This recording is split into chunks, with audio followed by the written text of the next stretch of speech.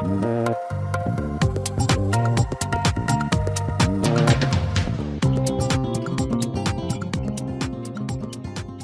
Burlington, and welcome to Net Zero Energy. I'm Jennifer Green, Director of Sustainability for the City of Burlington, where our goal is to reduce and eventually eliminate fossil fuel usage. In this podcast series, we'll be sharing ways that we can all reduce our energy usage for heating, driving, and anything else we can plug in, all while sourcing our entire energy supply from renewables. In upcoming episodes, we'll be talking with your neighbors and friends about what steps they've taken on the path to net zero energy. We'll also chat with City and Burlington Electric Department employees about the technology behind this mission, as well as rebates and programs that can help start you on your path. But today, we're starting our series with a special episode. I sat down with Burlington Electric Department General Manager Darren Springer about the Net Zero Energy Revenue Bond that will be on the ballot this December. I know we all have a lot of questions about it, so let's get right to it.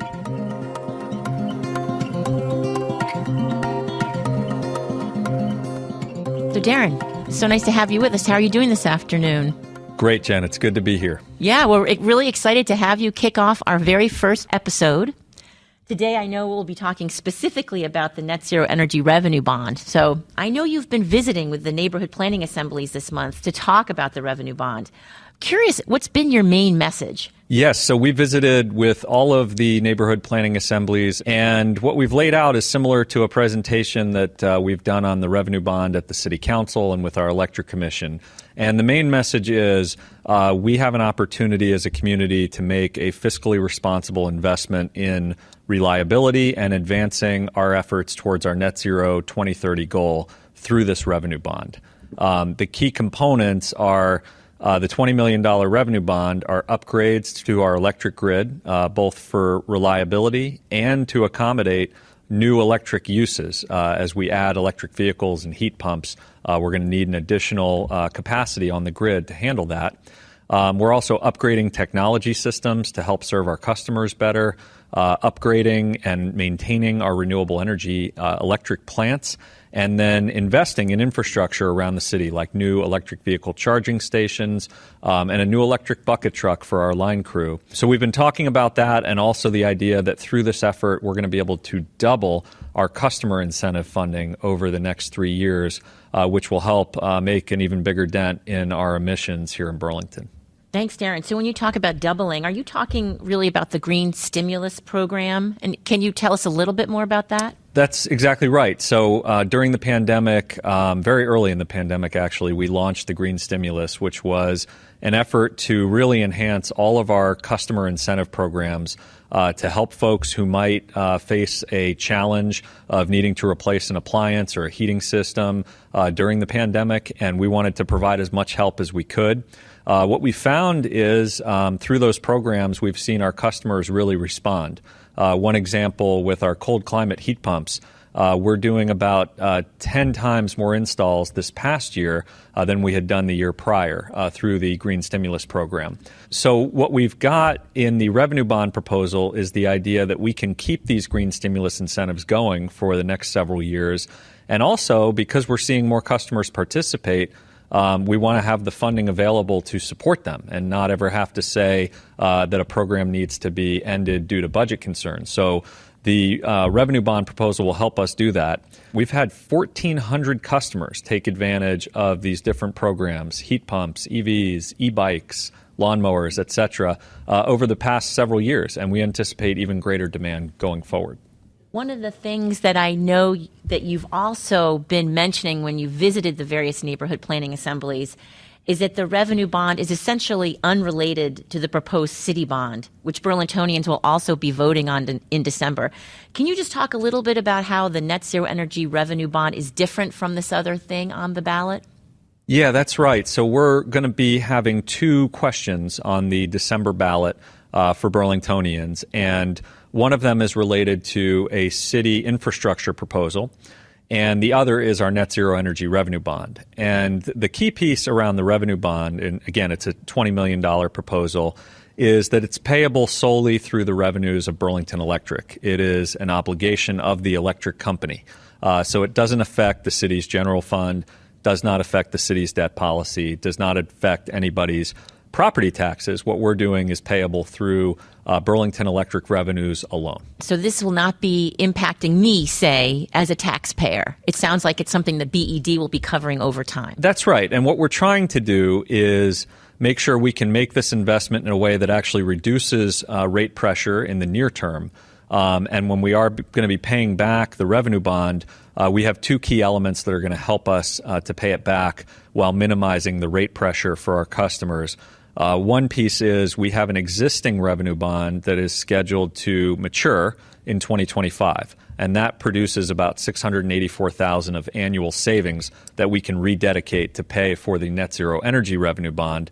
The other piece is through these different customer incentives, we're going to be creating new electric uses that creates revenue. And so our projection is that about 40% of the borrowing through the revenue bond and through our annual bonds to support that doubling of customer incentives is going to be paid back through those electric revenues.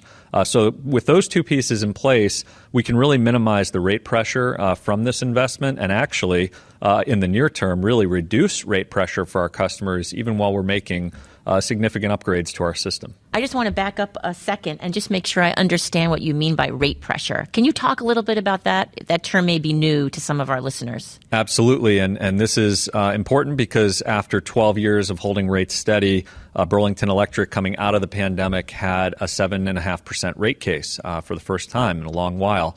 And what we see over the next several years is a need to make regular rate adjustments. Our projections are that they're going to be lower than what we had to do this past year. And with the revenue bond, we're able to make all of these investments and meet some of our financial metrics and keep that rate pressure relatively low for our customers. If we did not have the revenue bond, for example, and we still tried to make all of these investments in advancing climate progress and reliability, I think what we would see is significant rate pressure for our customers. That's something we obviously want to avoid, and that's why the revenue bond is so important. So you talked about climate change a little bit. Can you be specific about how the revenue bond puts Burlington in the lead in terms of our commitment to climate emissions goals? We have one of the most ambitious local climate goals in the country with trying to get to net zero energy by 2030. And we have an advantage being that we are already 100% renewable when it comes to electricity, and that accomplishment dates to 2014. So really what we're talking about is how do we reduce and eliminate fossil fuel use for heating, for ground transportation, and do so in a pretty short time frame. 2030 is a relatively short time frame. And what the revenue bond will do through, for example, doubling the funding for customer incentives is our projections would yield an additional 47,000 tons of emissions reduction lifetime through that doubling of customer incentives. And that's equivalent to about 100,000 barrels of oil that would not be consumed. That gets us on a quicker path towards the net zero energy goal. It won't get us all the way there. This is a big portion of what we're trying to do, but it's important for folks to understand that city policies like rental weatherization standards and new construction standards for heating, state policies like we may see from the Climate Council and other state investments, and federal policies, for example, fuel economy standards for vehicles, incentives for electric vehicles and efficient heating systems, those will all play a critical role as well. So the electric department through this revenue bond is going to try to even accelerate our progress and really make a more significant dent in emissions between now and 2025. And that's the 3-year period during which the revenue bond would be active. I know that the commission is a volunteer group essentially of Burlingtonians, proposed sending this bond to the city council and hence to put on the ballot in December. I think it was unanimously passed. Is that true? And if so, why do you think there was so much support? Yes, we were fortunate to have unanimous support both from the commission and the city council in moving this item forward. And I think it speaks to the fact that our community is really united on the need to address climate change and doing more than we're already doing in that regard. And also, I think it's a recognition that this is a fiscally responsible strategy. Burlington Electric has had an A3 ratings from Moody's in terms of our credit rating on outstanding bonds.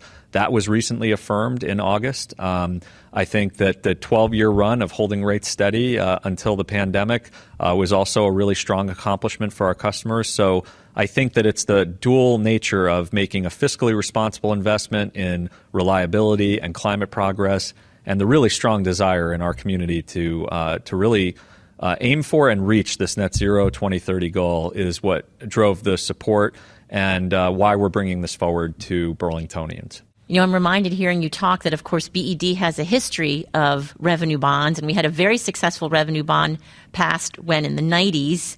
Well, that's right. I mean, this really where this idea came from is in 1990, we had an $11.3 million revenue bond for energy efficiency, which was fairly groundbreaking at that time, and was the foundation for over $70 million in investments since that time frame between Burlington Electric and our customers in energy efficiency. And even prior to the pandemic, we were using about 8.6% less electricity in Burlington today than we were in 1989, right before we had passed that bond. So I think we've seen the results in terms of energy efficiency. Our estimates are customers are saving roughly $10 million a year on bills through avoided costs that we are achieving because of energy efficiency. And Burlington Electric, unique from any other utility in the state, has our own efficiency services and utility in-house here, and the rest of the state is served by Efficiency Vermont. So we're proud of our foundational work with energy efficiency. Certainly, if the rest of the country had that same accomplishment, we'd have hundreds of coal plants that wouldn't be needed. And at the same time, we see the net zero energy revenue bond as a similarly foundational investment for our net zero efforts. And in a way, we're moving in a slightly different direction. We are actually moving towards having more electric use now in the future, not less, but we're using it for things like electric vehicles, cold climate heat pumps that are helping to reduce fossil fuel use. And not only is that good from an emission standpoint, but from a broader economic standpoint, a dollar spent with your electric utility in Vermont, about 2/3 of that stays in the state economy. A dollar spent on, gasoline, for example, only about 1/4 of that stays in the state economy. So this is good from an emission standpoint and from an economic standpoint as well. But just to be clear, is this as novel as I think it seems to be? Are there other utilities that we were modeling this after, or are we sort of stepping out ahead? I think we're going to be on the leading edge with this strategy. Certainly, we've seen other communities in a few cases that have adopted a similarly ambitious goal to our net zero energy 2030 goal. Ann Arbor, Michigan is one that I'm aware of. And we're seeing communities around the country that are developing incredibly ambitious climate policies around the building sector and transportation as well. But we're not aware of another situation where you have a municipal utility going out specifically to ask for approval for a revenue bond that is funding investments towards this type of local climate goal at 2030 net zero energy goal. So this may well be not only foundational here in Burlington, but perhaps a pathway that other communities choose to utilize. And obviously, we cannot solve climate change alone. So we need other communities and utilities to be acting with us. And so anything we can do here to provide a model that's useful is a great contribution to that. On a personal note, what are you particularly excited about? Or what do you talk to your friends and neighbors about vis-a-vis this revenue bond and how it's going to impact their daily lives? Well, I think of our customers also being on the leading edge when it comes to their interest in adopting these new technologies to help reduce emissions. And what I find as I talk to my neighbors and fellow Burlingtonians is there's an interest in getting these technologies, whether it's electric or plug-in hybrid vehicles or cold climate heat pumps. And when your neighbor does something and takes an action, others in the neighborhood are going to look at that and ask questions. And we really have seen that this is becoming more of a community model. One piece that I think is particularly compelling is we offer enhanced rebates for our low and moderate income customers. We know that in some parts of the community, it's going to be more challenging economically to access these technologies. So what we're seeing now is much better uptake with these enhanced rebates than we had seen before. And roughly 15% of our rebates for heat pumps and for electric vehicles are going to our low and moderate income customers. I think over 100 rebates at this point, just in those two categories. And we're also doing some work to make these technologies more accessible for renters. We've had a program to install charging stations at multifamily and rental properties around the community. So to me, when you think about Net Zero 2030, it's an all-in goal. And we have to make sure that our programs are accessible to all of our customers. And that's a challenge that we're trying to take on here at Burlington Electric. So I'm curious, Darren, about the vote and what passage, quote unquote, would entail. Is that a majority vote? Could you talk about that? Sure. So in terms of a Burlington Electric revenue bond, it is a majority vote. The election date is set for December 7th, and folks will receive ballots as well in the mail. And what would happen is if there is a majority in support, we would then be able to start projects under the revenue bond with the City Council authorization. And we would actually go out and look to issue the revenue bonds likely sometime in March of 2022. And if people did have specific questions, is there a particular place on the website that somebody might visit? Well, at the moment, we do have a revenue bond page on the website with a commentary that lays out in some detail what we're looking for in terms of the different investments. And I would encourage folks that if they have questions, reach out to our customer care, reach out to our energy services team if they want to take advantage of some of our programs, or reach out to me directly if you have any questions about the revenue bond, and I'd be glad to answer them. dspringer@burlingtonelectric.com. All right. Well, Darren, thank you so much. This has been really informative, and it was just a great way to kick off our podcast series. So thanks so much, Jen, for your time. Appreciate it.